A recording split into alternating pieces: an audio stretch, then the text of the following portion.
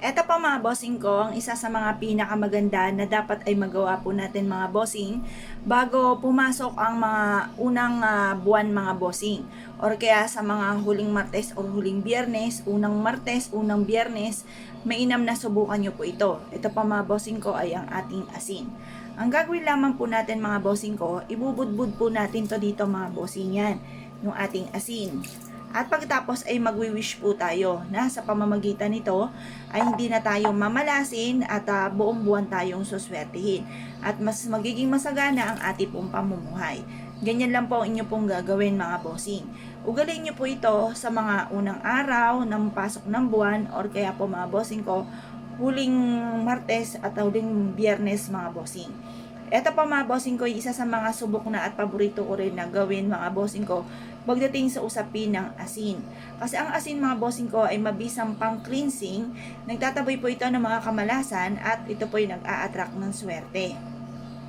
Pagdating sa usapin ng mga punsoy, ang the best po mga bossing ko ng pang-cleansing ay ang asin.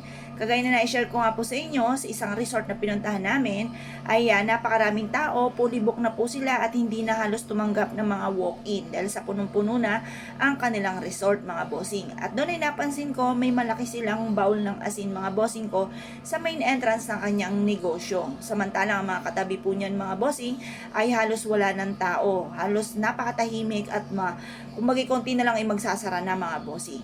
Pero sa kanila ay dinudumog mga bossing, bukod sa ganda ng kanilang ambience ay meron din silang pang cleansing at pantabay na mga kamalasan. At talaga naman tunay na nare-relax ang mga taong pumupunta po doon mga bossing. Subukan nyo po ito. Kung kayo po isa sa mga mahilig sa mga pampaswerte, wag na wag ka magpapawala nito dahil ako po isa sa mga magpapatotoo na sinuwerte sa pamamagitan ng ganitong mga pamamaraan. Kung naniniwala ka at naisyo po itong gawin, lumarga po kayo. Dahil ito po ay makakatulong upang sa ganon ay mabilis yung ma-achieve ko anuman po ang mga ninanais ninyo.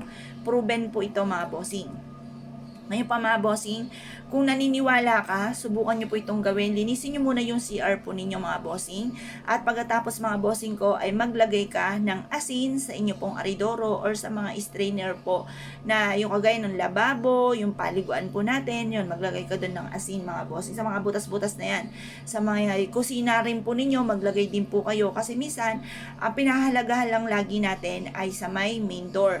Hindi na masyado natin napapansin yung mga butas-butas na ganito mga bossing ko na dinadaluyan ng mga madudumi mga bossing. Lalo na sa gabi, maraming mga lumalabas dyan. Kung hindi po yan malinis, hindi kayo maglalagay ng ganito kung ano-ano ang papasok po dyan or maglalabas-masok ng mga bad spirit or negative po mga bossing. Kung kayo po isa sa mga naniniwala at naisyo po itong gawin, huwag ka na magpatumpik-tumpik pa, subukan nyo po ito, proven po ito mga bossing.